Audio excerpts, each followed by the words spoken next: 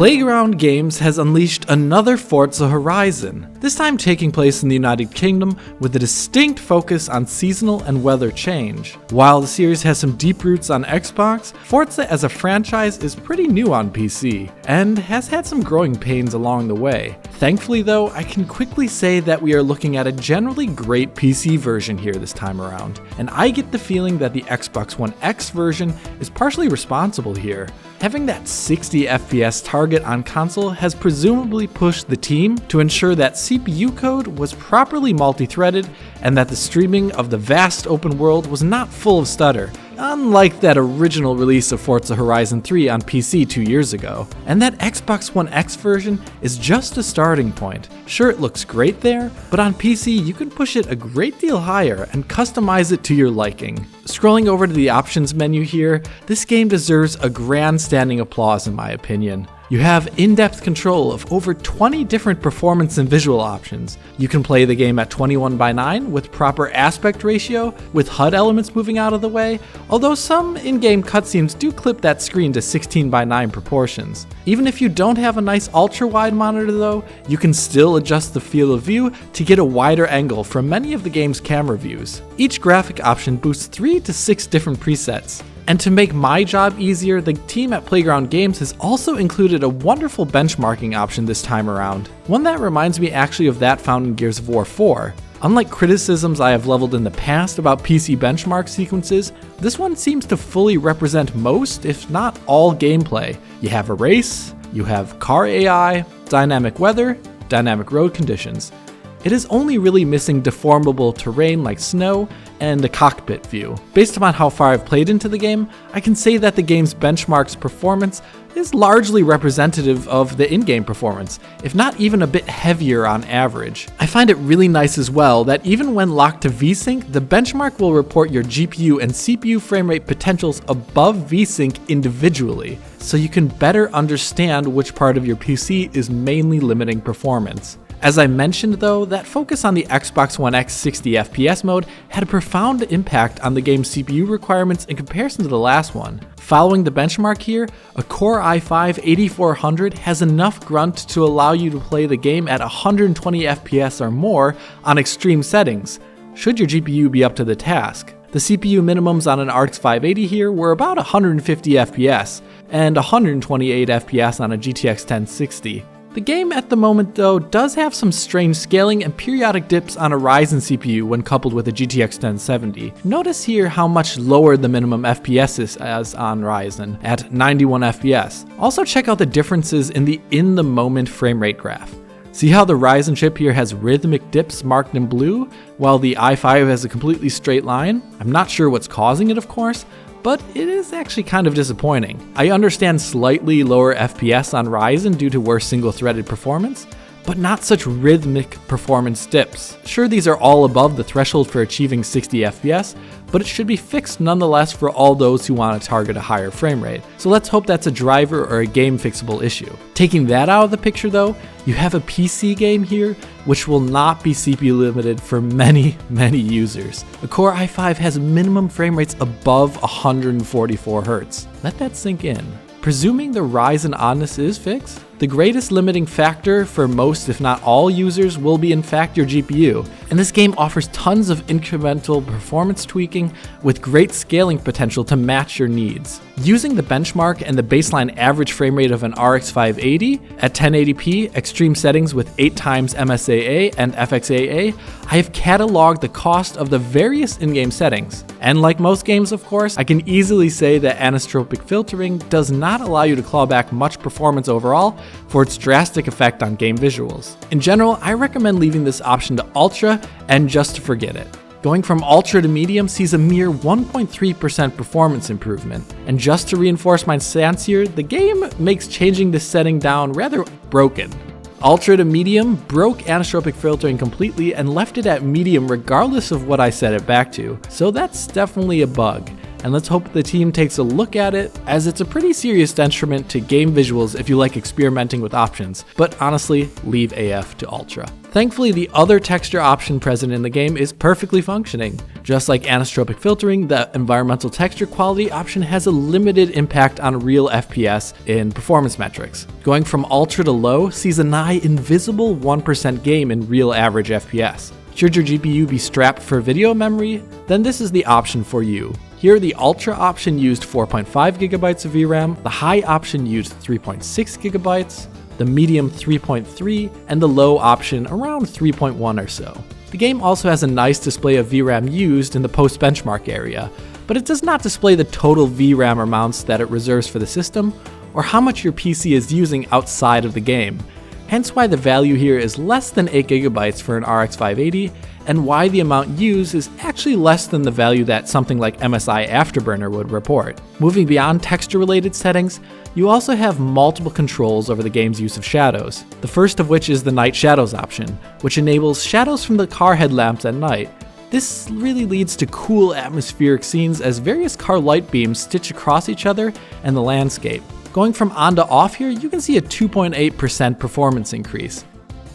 While this is just a binary setting, the shadow quality option has 6 presets, going from extreme to off. Going from low to extreme gradually increases the resolution of shadow cascades into the distance. This allows close-up shadows to maintain their detail and more realistically emphasize the geometry in the game world.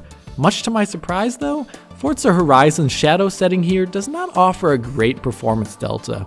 Starting at extreme and going to ultra nets you less than a percentage of more performance. Going from extreme to high is just about 1%, and going from extreme to low is just a little more than 1%. If you notice though, it only really affects world shadows. Shadows from your car seemingly have another untweakable system dictating their resolution and fidelity. Only by turning the setting to the hideous looking off do we see a 6% total average performance gained over extreme. Looking at it though, it scarcely is worth it to affect the image so much by turning it to off. So here I recommend Ultra as the shadows look good and it doesn't really cost much of anything. SSAO sees a different type of scaling. Looking at Ultra, the high setting reclaims around 2.5% performance whilst looking pretty different. Medium looks practically the same and showed the exact same average performance as high in my testing. Turning the setting to off though saw a hefty 8.5% performance increase over Ultra. At the cost of realism though to shadowed areas of the game, like the contours or undersides of cars. While shadows are obviously a big part of a game with a dynamic time of day,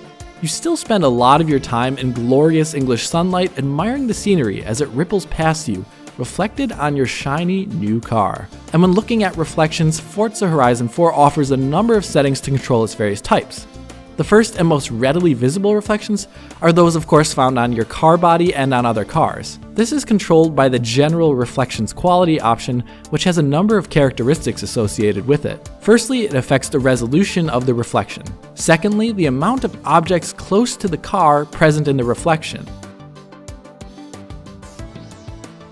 And lastly, the frame rate at which this reflection is updated at. In my testing, Extreme and Ultra here look indistinguishable on nearly every game review I've looked through. The increase in performance is similarly small as well. Going from Extreme to Ultra sees a 0.2% performance increase over Extreme. Going from Extreme to High though sees the big changes. First, smaller objects around the reflection are culled out of it and the resolution is dropped. This comes with a healthy 3.3% performance increase over Extreme. Moving to Medium sees a further decrease in the resolution, and with it being around 4.1% faster than Extreme. Low looks the same in stills as Medium, but runs at half refresh rate in motion, so the reflections only update every other frame. This yields around 7% greater performance than Extreme. And like any good PC game out there, there's also a potato mode option of very low reflections, which massively reduces the objects that show up in the reflection and the range at which they show up of on top of an apparent resolution cut as well. This makes reflections fade in and out rapidly and looks really odd as well. They also update at half refresh rate. This sees a pretty large 10% performance increase over Extreme, but is definitely not worth it. In this case here, I recommend Ultra for most users, unless you are looking to claw back that performance. Other reflections on your car are controlled by the windshield reflection quality option and the mirror quality option. These generally have less obvious differences. Regarding windshields, between Ultra and Medium, there's not that much that you can see at all, just a general reduction of resolution. The FPS numbers in a static scene remained exact same as well, only with it turned off did I see a nice 2.5% performance increase. The mirror reflection option scaled in a similarly minimal fashion. Between Extreme and Ultra, small objects were called out of view, but the yielded performance gain was almost completely lost in the noise of the dynamism of the game's rendering. So for all intents and purposes, it is basically the same in performance. Between Ultra and High, I couldn't find any real discernible visual difference, and performance stayed the same as well. High to Low, though, saw a very noticeable change in refresh rate for the mirror reflections, reducing them to half, which saw a small but appreciated 1% performance difference. At that point though, given how cheap it really all is, I cannot recommend much other than Extreme or Ultra. Might as well get the quality in there while it's cheap. The last option for reflections comes from screen space reflections, which are applied to many of the game's wet surfaces, such as on lakes, the ocean, or on puddles found after or during a rain. Going from Ultra to Low, you will see a general reduction in their internal resolution and quality. Since they appear to be temporally filtered, they will also smear quite a bit more the lower their quality is. Going from Ultra to High sees a 3.6% performance increase. Ultra to Medium doesn't change much at all, and the 3.6% performance increase stays the same. Ultra to Low is a 5.3% performance increase. Curiously, and presumably owing to a bug, I was able to measure multiple times over that turning SSR to off actually sees a performance decrease of 0.3% in comparison to Ultra. So yeah, like that anisotropic filtering bug, I hope that gets fixed. If push came to shove and you wanted to save some performance, both Medium and High here are of sufficient resolution to not break down so easily or just look really blobby. Most of the time you're cruising along at such a high speed with a shaky view that slightly crisper, more accurate reflections is not exactly that important. But what does matter, in my opinion, is that thing that is always on screen, every time you play a game. There in every single screen and in every shot. It's the reason why we all play racing games. Of course, I'm talking about chromatic aberration. You can't actually turn that off. You can't actually turn that off. But say you do want to turn off other effects like water splattering on your screen or the occasional in-game depth of field segments like when viewing your car, then the lens effects option is for you. Although the tooltip option here says it adjusts the quality of lens effects, I really could not see any difference in the quality of things like chromatic aberration, raindrops, or the depth of field between all the settings. Still, using the benchmark, going from Ultra to High saw a 1.6% performance increase. Ultra to Medium, a 2.3% performance improvement. The only difference I saw was when setting it to off, which got rid of water droplets forming on the camera, and the depth of field when looking at your car at your house. Going from off saw no difference in average performance in comparison to Medium, so it is mainly an aesthetic choice for those who care. Even though motion blur is a lens effect for real-life cameras, Playground Games kindly offers up two different options for it. The game's motion blur is of the camera and per object variety here, meaning fast objects blur, and the camera turning blurs, and accelerating forward also blurs the edge of the screen. One option here is to control its intensity or shutter speed, with long, short, and off. And then one is there to also control the amount of samples which make up its internal structure. The shutter speed length has no effect on performance, but going from Ultra to High saw a 1% performance increase, High to Medium an overall 1.3% performance increase, and High to Low a 1.5% performance increase.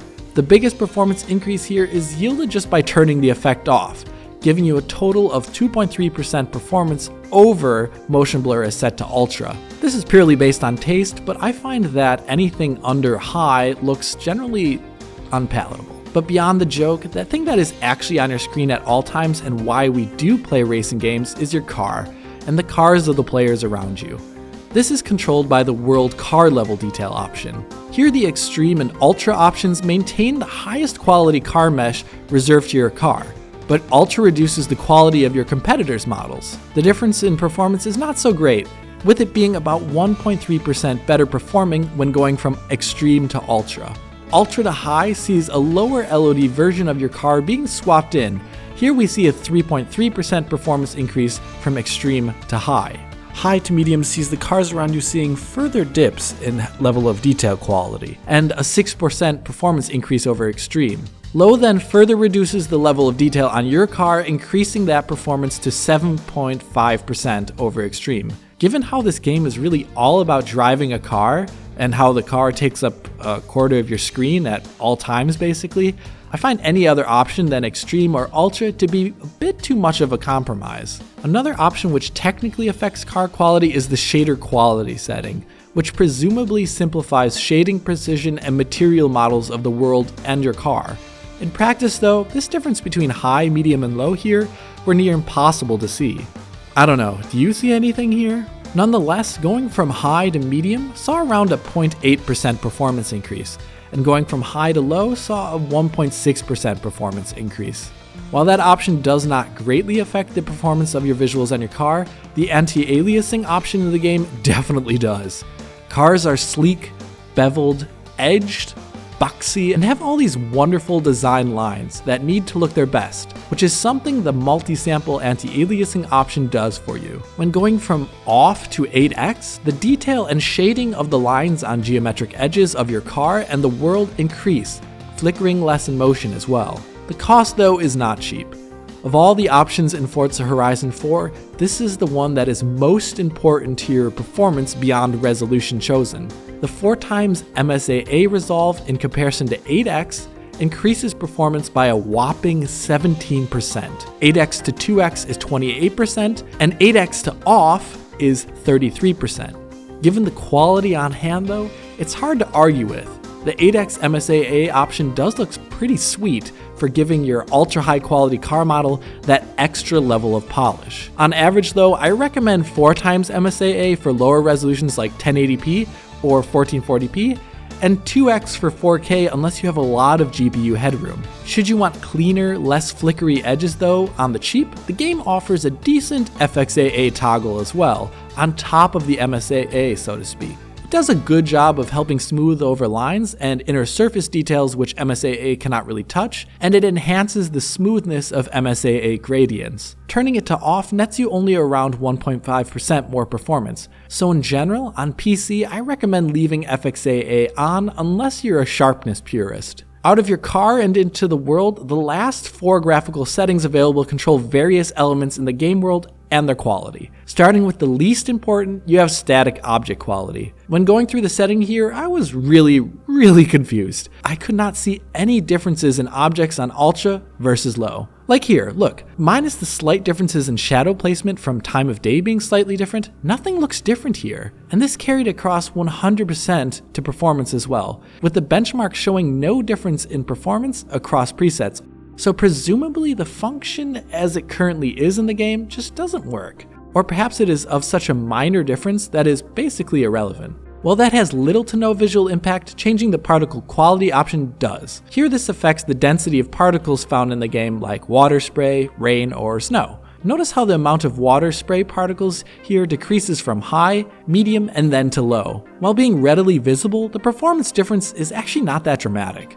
Going from high to medium on the RX 580 increases performance by a mere 0.2% on average, and then by a mere 0.4% when going to low, so not massive increases. As a result, I would really only recommend keeping this option to high to maximize visual quality and instead make sacrifices elsewhere. Then you have the deformable terrain option. This option affects the realism of terrain that can be deformed by your car. When going from ultra to medium here, the depth of the deformation decreases until it is more or less just a flat texture without any depth at all. Turning the setting down also affects the distance at which deformation occurs, with extreme to ultra seeing the range that it pops in on being much closer to the vehicle, with ultra to high seeing that range and depth even further decreased. Getting a lock-in on performance here is not exactly doable to say the least though. You cannot alter this variable in real time. Yep, this is one area not covered in the benchmark as well. In spite of that fact, I noticed what looked to be a 10% GPU utilization increase in this same area under similar circumstances between extreme and medium. But that's not an exact tally, so don't take it to heart. But since it is visually impressive and important in the select scenes where it does show up, especially in snow, can really only recommend the extreme or ultra value here. Unlike the two previous options, the last option affecting the world has easily measurable performance and visuals. This is dynamic geometry quality. This option essentially controls the amount and quality of smaller dynamic world objects and is particularly noticeable in the bystanders that the game has. Going from extreme to low sees the amount of onlookers here being thinned out, turning a thronging crowd into an evening at the community theater. The performance difference is nothing to joke about though. Extreme to Ultra increases performance by 1.1%, Extreme to High 2.5%, Extreme to Medium 4%, and Extreme to Low 5%. Considering how this game is all about its open world nature and object density and variety, and the fact that this setting affects plants and the like, I think keeping the option to Ultra or so is pretty important, as anything lower overly thins out the world. And that is it really. Beyond a few quirks here and there, there's a lot to tweak here, and a good amount of scalability. Altogether, adding it up, you can increase performance by around 90% if you're willing to make the drive over to Uglytown. So where does the Xbox One X fit into all this? Is it in fact a resident of Uglytown? Thankfully, no. With our interview with the developer, we already have a pretty good idea of what settings the version is using on console, yet still, here are some key differences that I was able to further narrow down in my own testing. Looking at reflections on the cars, Xbox One X at 60 FPS has ultra reflections in terms of resolution, high or medium in terms of object draw, and low in terms of the fact that they run at half refresh rate. Xbox One X at 30 is either using the ultra or extreme reflections, which show scarcely any difference on PC. SSAO at 60 FPS on Xbox seems to be non-existent and set to off when compared against the medium setting of PC here, while Xbox One X at 4K is not running the ultra settings for SSAO. It is either using the high or medium setting, which offered virtually identical visuals and the same frame rate metrics on PC. When counting the sample count for motion blur in 60 FPS mode, you can see a number of slices, the exact same as which is countable on PC when set to high. Logically, the 30 FPS mode then uses Ultra, which is one step above. Dynamic geometry, as found in the crowd density, is somewhere around PC's Ultra or Extreme setting from what I can see in both modes. Looking at this scene though, you can curiously see that static trees in the background on PC actually look worse than those found on both modes on Xbox One X. Perhaps this is related to the oddness seen earlier in the video with the static geometry quality option, where it basically has no visual and performance difference on PC at the moment. On PC, you can also increase image quality beyond that found on both modes in Xbox One X, either by upping MSAA to 8x or applying FXAA on top of that as well. Mirror reflections update at full rate in 60Hz mode on Xbox One X, but cull out the tiny rocks in both modes. Therefore, it is closest to the Ultra setting on PC and not Extreme. Windshield reflections in both modes are native resolution and therefore Ultra. Car detail on Xbox One X looks to be a match for the PC's Ultra setting at 30Hz and high at 60Hz, which reduces the level of detail of your car. Screen space reflections are set to high in the 60 FPS mode and Ultra on 30, where you can see how objects further into the distance are reflected in the SSR. All in all, and according to my eye, the Xbox One X settings for the two modes are equivalent of these as found on PC, with some leeway here and there of course, since some settings on PC don't actually have any visible differences, as we found out in the analysis earlier. Now that all those details are out of the way, we can get over to the neat comparison metrics and performance characteristics. For this video's main capture of gameplay footage, I played the game on a slightly overclocked NVIDIA GeForce GTX 1070 and a Ryzen 1700X, with 16GB of 3200 MHz RAM on an SSD with the 411.63 drivers. This managed a locked and unwavering 60 FPS at extreme settings at 1080p with 8x MSAA and FXAA over it all. It also managed a locked and unwavering 30 FPS at 4K. So a 1070 can pretty much get you an ultimate experience in this game. Although it must be said here, the game feels so much better to play at 60 FPS. I'm a pretty horrible rally driver, but I placed rather terribly at 4K 30 the first time. I played the race again and managed first after switching to 1080p 60, but that's just my preference and perhaps a little bit of placebo. Moving over to the i5-8400 rig with 16GB of 2667 MHz RAM on an SSD with either an MSI NVIDIA GeForce GTX 1060 or an MSI AMD RX 580, the story is a bit more varied and interesting. You will definitely have to be more careful with your settings to get a locked 100% in the frame rate department here. At 1080p extreme settings with 8x MSAA and FXAA, the RX 580 got 60.7 FPS average, but a minimum of 51.6. The 1060 had a 63 FPS average and a minimum of 53.4. So on the average, it was above 60 FPS, but not locked at all for both. Going to the Ultra preset, which reasonably reduces settings to those seen here, the RX 580 managed a 91.4 FPS average with a 77.3 minimum. The GTX 1060 managed a cooler 81.9 average and a 70.4 FPS minimum, seeing worse scaling per variable than our RX 580 baseline suggested. But still, both cards here have a great amount of headroom to increase MSAA, reflection or motion blur quality here, and still have a rock solid smooth 60 FPS. Moving up to 1440p, the RX 580 scores a 69.8% FPS average and a 58.1 minimum, so just almost there. The GTX 1060 averaged 62.5 FPS with a 52.8 minimum. The RX 580 at 4K achieved a sweet 44 FPS average with a minimum 36.4 with the Ultra preset here.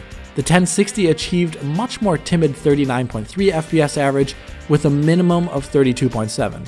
In summation, the GTX 1060 shows a lead at higher settings at 1080p. But cutting down on the most expensive settings sees the RX 580 gaining the lead and maintaining that well into 4K. But the bigger picture here is that both cards run the game extremely well. But all this talk of quality settings has me wondering, what about dynamic quality settings like Xbox Forza games have purportedly had? Well, I'm not sure what is going on here exactly, but I tried toggling it on and off at various presets and resolutions versus the stock presets, and I couldn't see any difference in visuals or performance in the in-game benchmark. So I get the feeling like the strange anisotropic filtering behavior, the rise in performance, and the regressive performance scaling with SSR set to off, that we have another anomaly here that needs patching. And that brings me to my last sticking point with the game.